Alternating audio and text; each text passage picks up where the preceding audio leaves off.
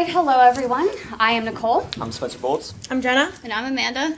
And we are Wraps Around the World. Thank you. So our new venture is a food truck, and our value proposition is providing good food that will make people feel good while doing good.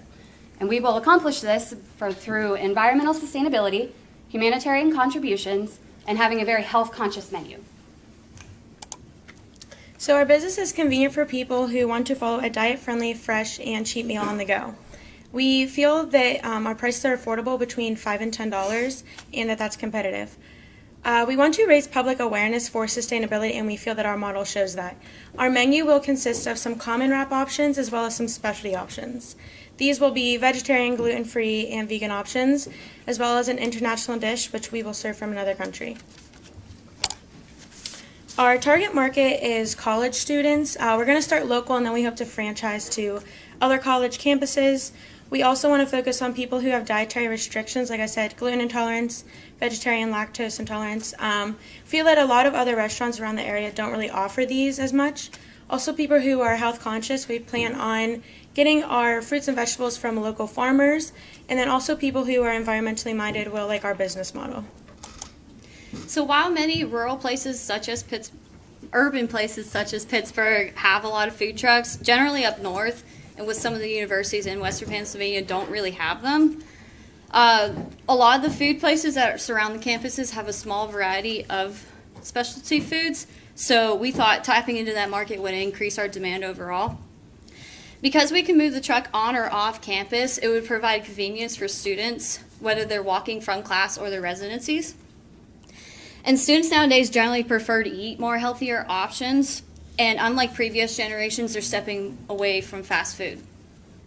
Our value proposition also plays into campus social responsibility, so students who are involved with those activities will be more likely to come to our truck. So according to Ibis World, in the past 5 years, there's been an 8% growth rate in the food truck industry, and it's projected to grow an additional 3% in the next 5. Our business has the potential to grow when we expand and purchase more trucks and collaborate with more universities. We also plan to do catering, since most universities have so many events going on all the time that offering these healthy options and easy to eat wraps will provide a great service for these events. We plan to partner up with universities in Western Pennsylvania area, so students have the option of using their campus dollars to purchase our products. We also want to develop an internship opportunity for students who are pursuing business majors or environmental type majors, so that way they can gain experience with our sustainable business firsthand.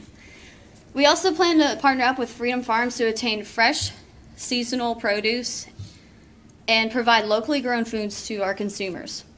We want to get away from the huge farms that mass produce items and ship them across the nation and focus more on local farmers so that our products are fresher, better tasting, and higher quality. All right, so a large portion of our business proposal is centered around humaneness, and because of this, it's one of our top priorities. So our number one goal is to provide insight on information on any of the 195 countries surrounding our globe, particularly ones that are in distress, whether that be environmentally, economically, or because of war. So we have deployed a couple strategies in order to effectively spread this awareness, one of which is with an international dish of the week. And so basically what we'll do is we'll pick one country, a particular country around the world, like I said, particularly one that is in distress, and then we'll take whatever they're known for, like their main course, and provide it as an option for our customers at Wraps Around the World. So the cool thing about this will change bi-weekly, and at the end of the period, we will donate 15% of all profits to that country, particularly the poverty-stricken population. We hope these donations will kind of go towards access to clean drinking water, provide schools with essential learning materials, whether that be paper, pencils, rulers, etc. And thirdly, and probably one of the most important, is construct stronger infrastructures for these countries. A lot of these, according to NASA, storms are getting stronger in intensity, and frequency. And a lot of these impoverished communities just don't have the resources to really face this new problem. So we do believe donations are great, but we feel like we can do more to really, have a bigger impact on people's lives. So we would like to start partnerships with volunteer groups all around the world. We believe this will provide our employees with opportunities to travel and while simultaneously making a difference in our world. So the very first volunteer group that really came into mind was the International Service Learning Group, and they're a non-governmental group who provide vital services for impoverished communities. So what they really want the volunteers to do is to experience another culture's perspective while making a difference at the same time. So the second volunteer partnership was Global Aware. I say Global Aware, it's Global Aware, I don't know, it just sounds better off the tongue. But so they're a nonprofit organization. They focus on short-term volunteer sessions. And what we really admire about this is their core competencies, which really mirror ours, and that is promote cultural awareness and sustainability. So as Spencer was just saying, a very large part of our business model is centered around humaneness.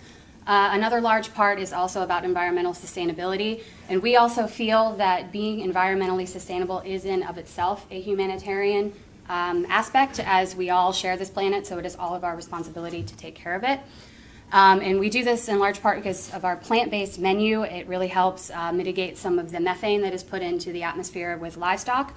So by having a more vegetarian-centered menu, it sort of helps to make people aware about how much greenhouse gases come just from livestock. We also have a zero waste policy on our truck. Silverware is not really needed to eat any of our items, our sandwiches and our wraps, or any of our side dishes. So we won't really provide much with each meal, but we will have a small stock of the newly invented biodegradable version. Should anybody want or need that, they will have something available to them. Additionally, any other cups, any of the paper, the plates, the napkins that we will use will all be made from recyclable materials and in turn will be recycled or composted. We will feature a water fountain on our truck that is free to access by any of our customers so long as they bring their own cup with them. Should they need to purchase a cup, we will provide them with a paper cup for an additional fee of $1. We will also provide other things like iced tea and lemonade with a similar thing. It'll be cheaper if you bring your cup with you. So our truck will feature a compost bin and a recycle bin for our customers and for ourselves to use, eliminating the need for any sort of traditional trash can, eliminating anything going to a landfill at all possible. These bins we will fasten to the back of our truck so they will remain mobile with us and go wherever we need them to go. We will also convert our diesel engine to run on vegetable oil that we will take from our own fryers. This in turn will make our truck carbon neutral, which further kind of supports our environmental cause. So Food Truck Empire provided this very nice startup cost sheet for us. As you can see at the bottom, there's a pretty high disparity between the low end and the high end, ranging from the $28,000 mark to the $114,000 mark. Some of the things we do think we're going to come in higher on the higher end of, such as the actual truck and equipment. We think spending a little bit more upfront on these would be the smart way to go because we don't want to be dealing with a lot of breakdowns or issues with our equipment as we're trying to get our business off the ground. Some of the other things, any sort of safety equipment, the fire extinguishers, and our actual paper products. Usually when things are more environmentally sustainable, they're a little bit more expensive, so we want to make sure that we're spending the little bit of extra money to make sure that those fit our eco standards. Some of the other things will kind of be more in the middle, our initial product inventory, the permits and licenses, the POS system. That's the kind of stuff we think we could probably save a little bit of money on. We won't have to be quite at that extreme. And things that we really won't need to spend a lot of money on, we will not have a traditional website. We will go ahead and use the free social media apps to our advantage to promote our truck. We also won't really have a need for uniforms. And some of the miscellaneous expenses we don't really see there being a lot that we'll have to pay that will surprise us. So our estimated startup cost will be right in the $80,000 range. And then with our monthly costs, the labor, in the beginning, it will just be the four of us, so we are just going to pay ourselves a living wage. The phone and internet service, I think, will be a very manageable monthly expense. The food, as we mentioned, we do want to spend money on quality, responsibly sourced ingredients, but long term, we hope to start a garden to grow some of the things we use more frequently to help kind of lower our monthly costs as we go on. Same thing with the supplies. We are going to spend a little bit more for the right supplies that we want to use, but we also intend to use less of them. So we hope that that will also decrease as we go. The fuel, once we convert the engine to run on vegetable oil, which will cost about $1,200 to $1,500 at first, our fuel costs will be very minimal. And so that will also help cut down on overall repairs for the truck, as burning the vegetable oil as fuel is a lot better for the engine than the fossil fuels. All right, so the next thing that we really analyzed was the profit margin for obvious reasons. So according to IBISWorld, we found that our profit margin is sitting around 12.66%. We're comfortable with this. I mean, it could be worse, could be better. But the revenue outlook, this is another graph from IBISWorld. If you really look at from 2017 to 2022, you'll see the growth is in the range of 2.5% to 4%, and the 4% later happening in the more recent years to come. So another important aspect of this graph, you can see in 2021 that this industry will exceed $1 billion. And based off this graph, you can see that this is a growing industry, and we think that stagnation is highly unlikely due to the fact that it's constantly growing. All right, so here we have this other graph here from Statista Industry Value. They just say the value of the U.S. Food truck industry from the years 2014 to 2020. And as you can see from these numbers, you see the value is increasing year to year, and it remains constant even when forecasting into the future. So we surveyed 40 people around our area to get feedback about all aspects of our food truck. We found that 40% of them have dietary restrictions. So this shows us that there's a market for people looking for gluten-free options, vegan options, vegetarian options, etc. Also, 82% of them would pay between $5 and $10, which we plan to offer meals under $10. Also, 84% would like to try food from around the world, and 96% would support a local business that donates to charity. So this shows us that there's a market, at least in our area, for that. And 73% of people would eat off campus compared to on campus or packing their lunch, so this just gives them another option. So now to wrap it up, we plan to stick with 3 Ps: people, planet, and profit. We want to provide people with healthy alternatives in convenient places that not only help our planet with our sustainable procedures, but our people, because we're using fresh and local ingredients to make for a healthy diet. We also want to help those in need by contributing a portion of our profits to a country in distress. And again, we want to provide good food that will make people feel good while doing good. Thank you. We now open to any questions.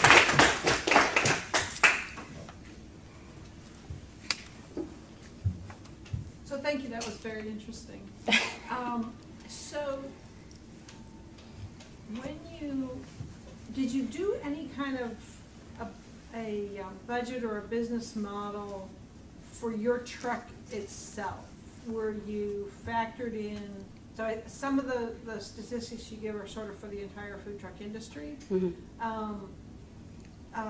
But your actual farm and the cost of the products from the farm and your actual sandwiches that you're going to make and the cost of did you actually do any of that math?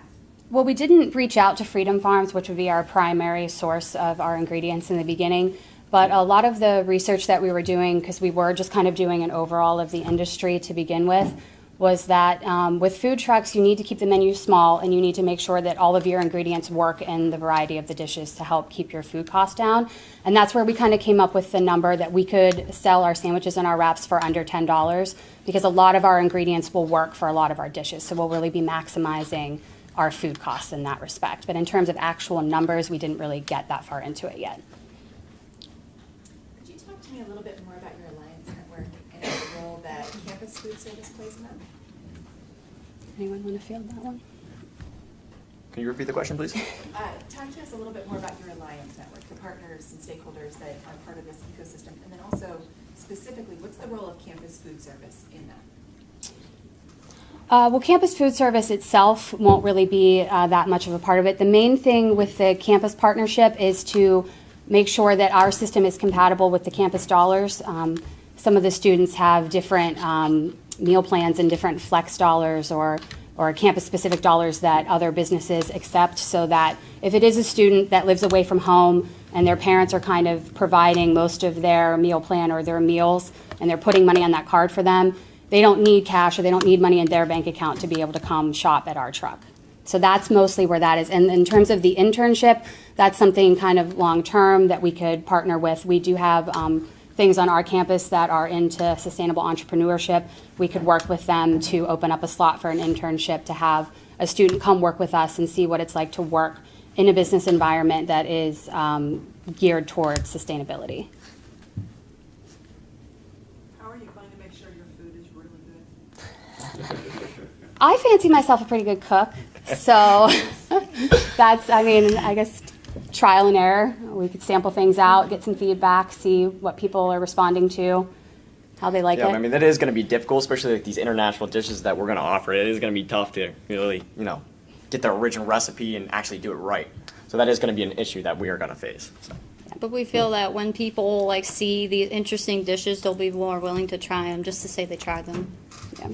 And we do plan on providing our customers with the information about the country, like why they're in distress, why we want to help them, information about their food, and so people will really know that what they're purchasing is more than just lunch. It's going to a good cause, and they're helping people. How many trucks would you need? In the beginning, just one. Yeah. We would start out with one, and then if that does well, we could expand to get more trucks and place them in different areas.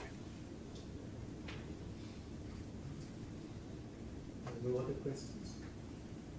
Thank you so much. Thank you. We have